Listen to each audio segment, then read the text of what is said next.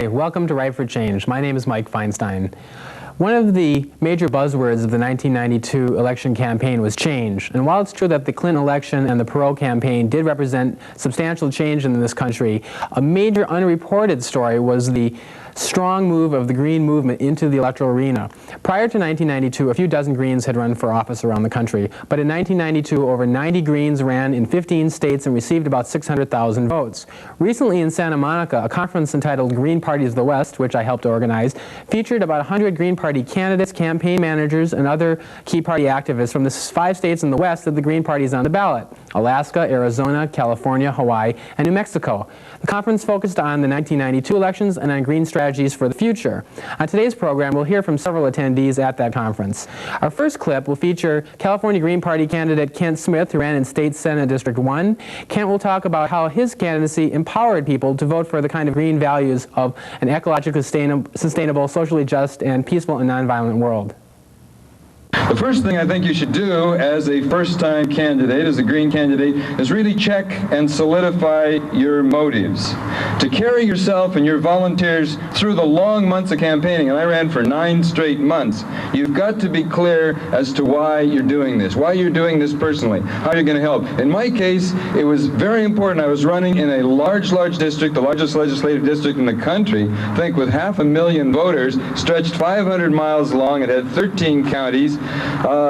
This is going to be a major kind of effort. So to me, if I hadn't run as a Green candidate, none of these 500,000 people could have even voted for a Green candidate. So that helped me continue through the entire time. At least they're going to be given the option, the first time, the alternative to vote for a Green candidate. If nothing else, that's a major contribution you're making, because it's an act of incredible political consciousness to the first time in your life to have those voters actually be able to check Green.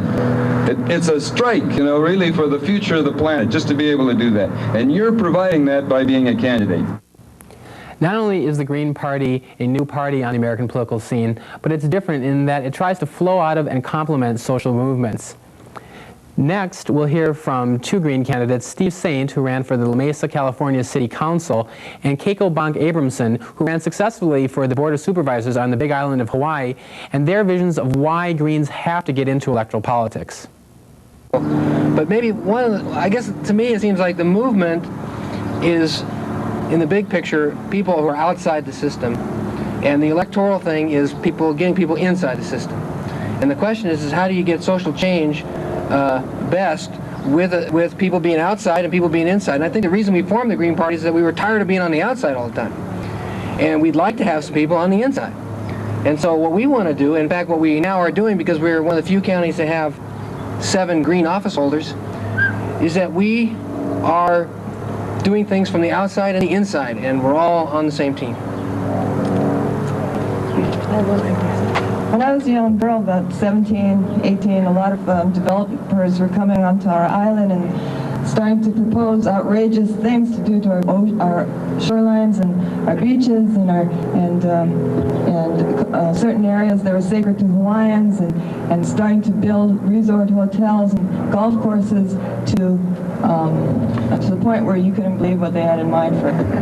And it's become a reality, all the plans they had when I was a young girl. And I used to spend a lot of my time down at the county council testifying on why they shouldn't be doing this, the cultural impacts of these developments, the environmental impacts on these developments, the archaeological impacts, and all the reasons why you shouldn't do this. And you'd stay there for hours and you plan protest and march, and you do a lot of active things that should be done because it raises consciousness of the people, and more people get involved, and eventually maybe there's some change in consciousness. But I'm at the point now where I feel like it's time we go and be those people that you've been talking to all these years, because no matter how much you talk to them, there's a tendency for them to do whatever they want to do anyway. And in Hawaii, they've managed to do that. In the broad aspect of Hawaii's plan right now, we don't have much time. They spent the 60s paving over Oahu. They spent the 70s and 80s paving over Maui and Kauai. And my island's left, and I don't have much time, so I can't waste, a lot of time sitting around talking about ideology anymore. I got to go over there and try to work myself into the system and fuck them over. Keiko's election was very significant because although there are already over 60 Green office holders around the country, both elected and appointed, Keiko was the first to be elected in a partisan race. And a race was so significant that both the Democratic governor and U.S. Senator in Hawaii campaigned against her. Next we'll hear Taos, New Mexico Green Chris Moore ask Keiko if while in office she's going to be promoting Green values. Now that you're in office, are you going to be very public about being green? Are you going to begin a lot of speeches at the county council or in the mayor's office with, well, as a green, I believe so-and-so, so that your being in office will now build the movement? On election night, all the Honolulu radio stations came flying over to our island, not just because of me, because of Jack Davis too. Now, the media came immediately. They started asking ideological questions immediately, and I started answering them from that night, and I've been doing it ever since. Many Greens feel that both the Democratic and Republican parties are candidate-led and are really unaccountable to the people. Keiko's comments spurred a discussion at Green Parties of the West about accountability between candidate and the party that they're supposed to represent. Next we'll hear again from Steve Saint, as well as Alaska's Kelly Weaverling, who's the elected Green mayor of Cordova, Alaska, and who this year fell only 800 votes short of being elected to the Alaska State House. Before we were a party, our local did stuff we called movement because we didn't have a party. And then when we got a party, our local started doing stuff that might be considered party because we had a party. When we had campaigns, then the local started doing stuff that looked like campaigns because we had campaigns. Well, now when you get people elected, the next step is that your local starts organizing around office holders. And I think this is just a natural evolution of what I call a movement party. So when you got someone in office, say we got a Barbara Carr or we got a mayor, I mean, if I lived in his city, I'd be going to every city council meeting. The Green local would be sitting in the back seat, in the back row of the city council chambers every week, having our local meeting and listening to the issues and grooving with Kelly in a pub afterwards or something, I mean, this is what we're starting to do now. Say, okay, we got a school board person, we've got a human relations commissioner, and we've got a city clerk. I'm sorry, city clerk. Okay, that's in our La Mesa. We've got some other people in the county. Okay, but in our jurisdiction, we have 3 office holders. 2 elected, 1 appointed. So we're sitting there as a local saying, okay, now what do we do with these office holders? Well, let's start organizing our activities. Let's start going down to these meetings. Let's start meeting with the office holders. Let's start impacting the government directly now that we've got this situation. So I would, if you have office holders, I think that your local should start to see that maybe your work will take on a different flavor. It'll evolve, and you'll have maybe even greater impact. The question of accountability after you become an elected official is kind of moot in a way. I mean, everything you do is visible.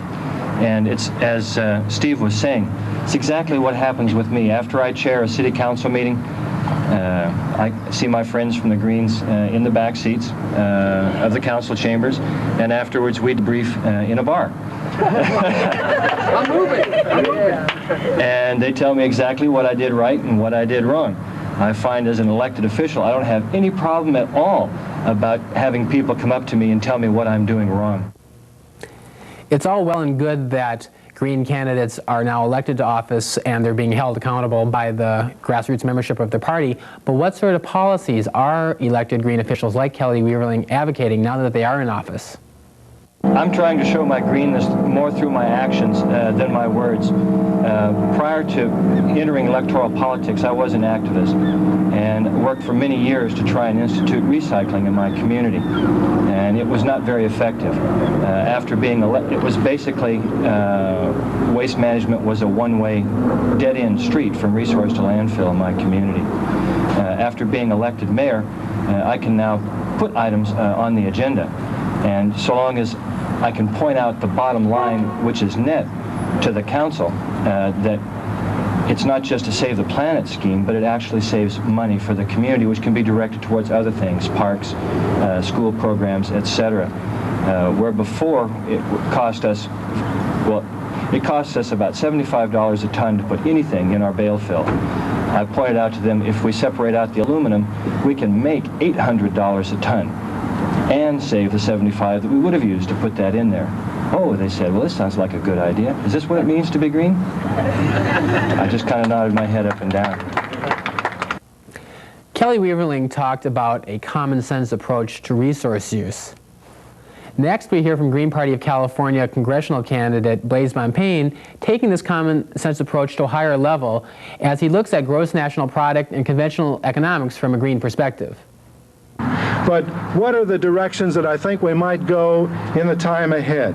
I think that rather than simply being consumer-oriented in regard to the environment, that we have to become a lot more producer-oriented, not leaving the consumer, but realizing that we have to do both. For example, to understand the role of military industrial government not being environmental government.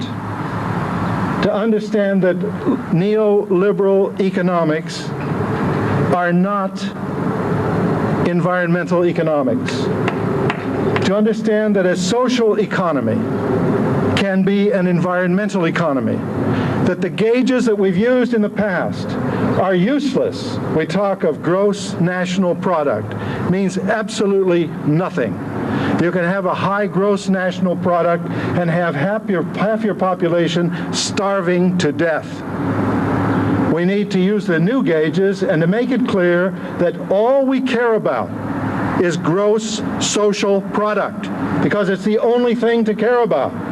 It's the only thing we want to talk about. How is the education this year as compared with last year? How is the environmental situation this year in terms of the air, the water, this year as compared with last year? We don't care about the gross national product. We care about the gross social product.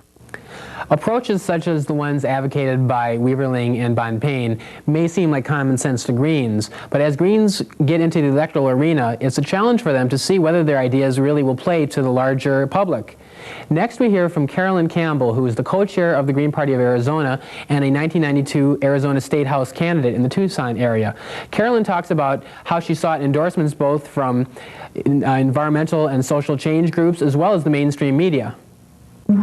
We decided to be in people's faces as far as getting endorsements from some of the groups, that they couldn't just kind of ignore us like we were a fringe party, that we weren't going to count and they could get away with endorsing the closest thing that they had to a green or to an environmentalist or to a feminist or whatever, and ignore the Green Party. So, and we did a pretty good job there. The first endorsement I got was from the Sierra Club, and that was before the primary, where they also endorsed two of the Democrats, and after the primary, if both of them won, they were going to have to figure out which one of them. I mean, they made a real commitment to me that I was going to be endorsed the whole way through. The Arizona Women's Political Caucus endorsed me. The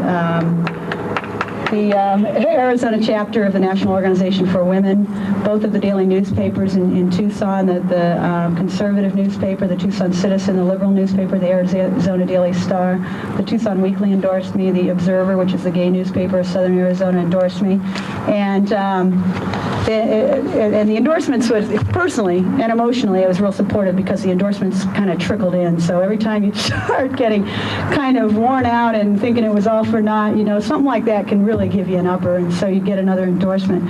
And the conservative paper was very interesting. It was the first one that came out, and we were kind of blown away. I was actually walking door to door, and somebody in a mobile home said, I just saw your name in the paper. They endorsed you. And the look on my face was such a shock that she said, oh, yeah, maybe it was somebody else. She felt real embarrassed, but I was really going to be disappointed. And so I went into her house, and she read it, and her husband was just looking at me so really strangely. But the way they put it was interesting. They named all the Democrats. Another thing is the Democrats, it was 50% Hispanic in this district. Jorge Garcia, Hispanic male, was running as one of the Democrats. Elaine Richardson, Anglo female, was running as the other Democrat. They're the two that ended up winning. One Republican, one Libertarian, and myself for 2 seats in the House. So that the newspaper, the conservative newspaper, named the candidates, and then they said Campbell is the most capable of the bunch, even though her philosophy is largely contrary to positions that we favor. Which is bizarre, because if you're gonna endorse somebody that doesn't agree with you, you're gonna probably want somebody that doesn't have it together, so they're not gonna be able to do anything. So we were kind of blown away by that, and everybody that endorsed me had put me up way out ahead of everybody else, and then kind of had a lukewarm endorsement of the other people, and I was the only one that got endorsed by both of the major newspapers. The conservative one endorsed me, and the nice thing they said about the Hispanic is that he gives a good argument why this district should be represented by a Hispanic. And then the liberal one that said really, really nice things about me, the only thing that they could say about Elaine Richardson was that she agrees with Carolyn on a lot of things. So it was really good. It was really heartening. Of course, that's when you start thinking, you start getting your hopes up, because the media and the mainstream, the people that read the paper aren't the people in District 11 that vote. But that's who you're seeing day in and day out. Now we're going to take a break, and afterwards, when we come back, we'll be hearing from Hawaii Green Party co-chair and 1992 U.S. senatorial candidate Linda Martin.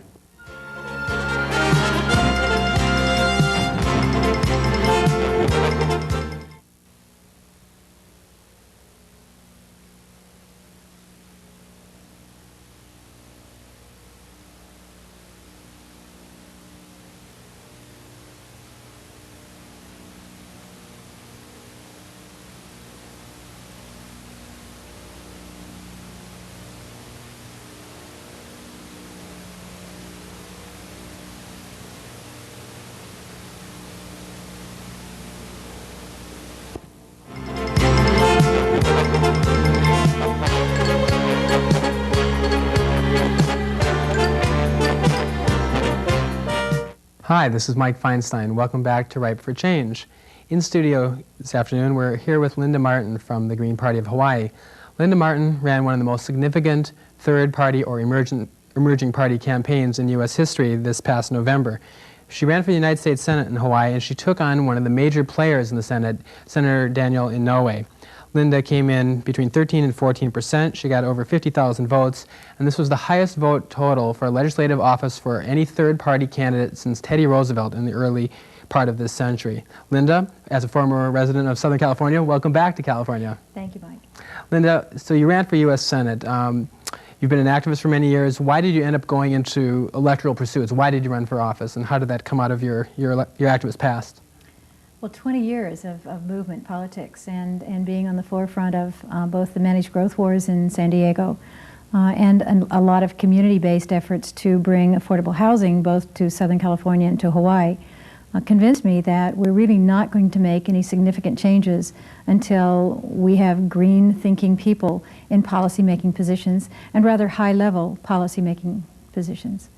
That's especially true in Hawaii, where we're a tiny little state, and so many of the decisions that drive the local economy are made in Washington, D.C. Very few people realize that or think that through. But the major pork barrel kinds of decisions that come down from Washington, and particularly from Senator Dan Inouye's participation, are exactly the dynamics that drive the cost of living there in Hawaii. And I wanted to emphasize that. And some of those issues are what did you focus on? We have a very, very large military presence there in Hawaii. We have mostly federal projects coming into the state, lots of federal dollars coming into the state that brings in a lot of out-of-state workers, but doesn't really expand the economy for the local people. It drives up the cost of housing for people. It drives up the cost of basic commodities. Our cost of living there is 38% higher than it is anywhere on the mainland.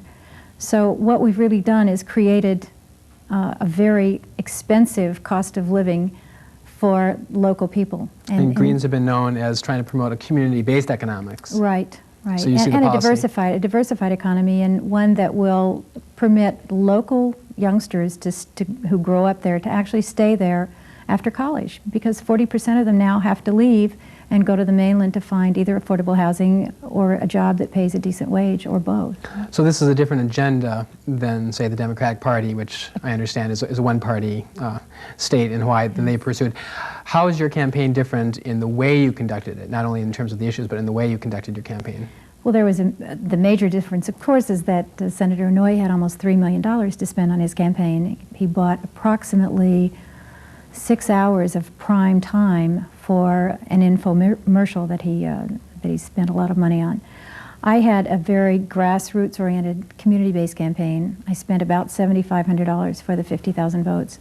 So that's about 15 cents per vote. How much did Inouye spend per vote then? About $15 a vote. Yeah, that was a significant difference. Also, I was really pushing for some kind of a debate or some kind of public forum where we could come face to face and talk about the issues that are important to the people in Hawaii, and I never once got him on a stage where he wouldn't confront you. He would not come out. And in fact, because he refused, the second party, the Republican Party candidate, refused to come out as well. So we were never actually all in the same arena at the same time. How did the press view that? Did that itself make publicity? Were they willing to publicize the fact that the system was stacked against you? We actually did a press release and a press conference on that very issue. And we did get some coverage. Primarily we got coverage on the neighbor islands, not on Oahu on that basis. The public television station was excellent and went ahead and staged a debate with just the Libertarian candidate and myself, which was rather wonderful, and I really appreciated that. Also, the cable organization did a great thing for us and gave us each a 9-minute presentation that was played throughout the campaign, and that was excellent. But for the most part, we had no broadcast presence, no media presence other than what we were able to generate as news. So that certainly speaks for campaign reform. Certainly does. Yeah. Well, even though there are Green parties in government in over 50 countries in the world, obviously it's very difficult to be seen as credible if you can't get on the media. Did the media start to view your campaign as credible? And if so, what did you do? Did you have interviews with newspaper editors? How did you make a leap? I mean, you got 13+%. How did you make that leap? One of the best examples of what we need to do in future campaigns was the fact that we kept pushing the media. We just didn't accept the fact that they were marginalized. You wouldn't be marginalized. Right. Yeah. We didn't accept that. And finally, one of the major dailies, there are 2 major dailies in Honolulu, one of the major dailies came forward and agreed to have an editorial board with us. When I say us, it was me and also the other co-chair of the Green Party, Ira Roeder. And we went in and spent what was initially to have been a 30-minute interview, and we ended up spending almost 2 hours with the editorial board and walked out with a very different feeling about them, and they felt very differently about us. And it resulted in a wonderful editorial article about us and has resulted in good coverage since that time. As a female candidate, how did your candidacy advance women's issues, citizen empowerment, and why is it important to vote for a green woman, say, than a Democrat or a Republican woman? Well, not only green women, but green candidates in general and green elected officials are really committed to change. I note the name of this program is Ripe for Change. And I think that that's what we really epitomize. We're not going to go in and tinker with the system. We know that that hasn't worked. It hasn't worked for 20 years or more. We feel that we need some truly structural change in the way decisions are made and the way communities participate in those decisions. So you felt your campaign was a victory for citizen empowerment? Oh, for sure, yes. And it was also a successful experiment in third-party politics in Hawaii, because we were able to garner more than 10% of the vote. We are now on the ballot for 1994. We do not have to go out with our petitions and stand in front of grocery stores and beg people to sign our petition and let us back on there. So you do feel the Green Party has broadened the political spectrum in Hawaii, and you'll be a player in the future? Definitely. Well, Linda, thanks very much for being with us, and thanks for visiting us here in Southern California. We wish you the best of luck back in Hawaii. Thank you, Mike. And we're going to go to a break now. This is Ripe for Change. Please come back and join us for more.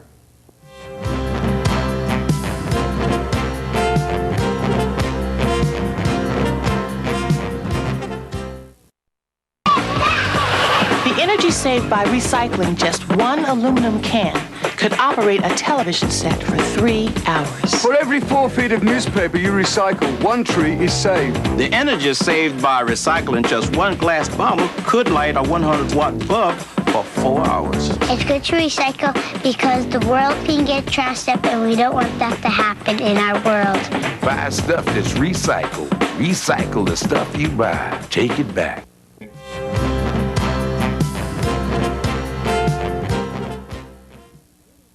Welcome back to Ripe for Change. One of the things that marks the green perspective as unique is that it tries to look at the interconnections between various issues. Next, we're going to hear Blase Bonpane talking about the defense cuts in this country and militarism. As we're filming this program, the Clinton administration is talking about vast defense cuts in order to reduce the deficit and because, quote, we've won the Cold War. Blase looks at it at a much deeper level as he connects the environment and the military. 30% of all global environmental degradation can be attributed to military activities in peacetime.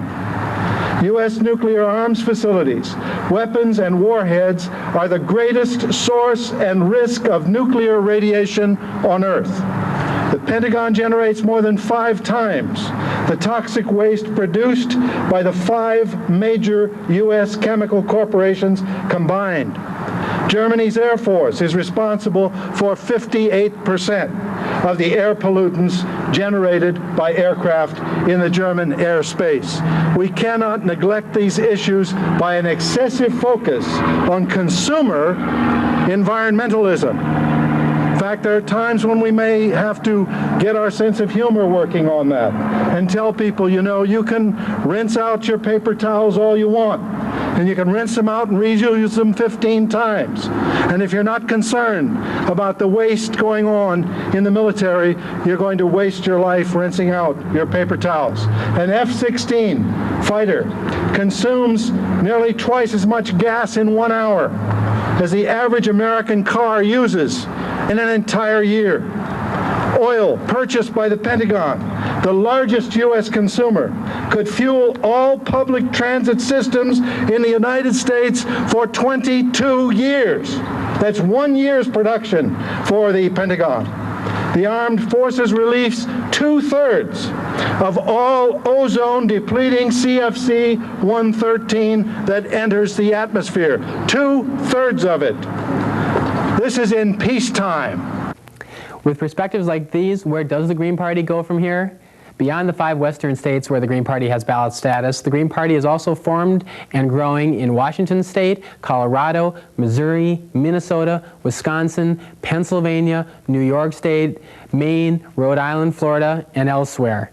Greens feel that as their message gets heard on larger and larger levels in the American mainstream, the role and effect in the American political spectrum will only grow. As to the commitment of Greens to bring this about, Kelly Weaverling closed his comments by saying that even though he goes dressed up to all public events, he may cut his hair and trim his beard for the next election. He said, who wouldn't cut their hair or trim their beard to save their mother's life? When Greens run for elective office, they're running to save Mother Earth. This has been Ripe for Change. My name is Mike Feinstein. Thanks for being with us. Bye-bye.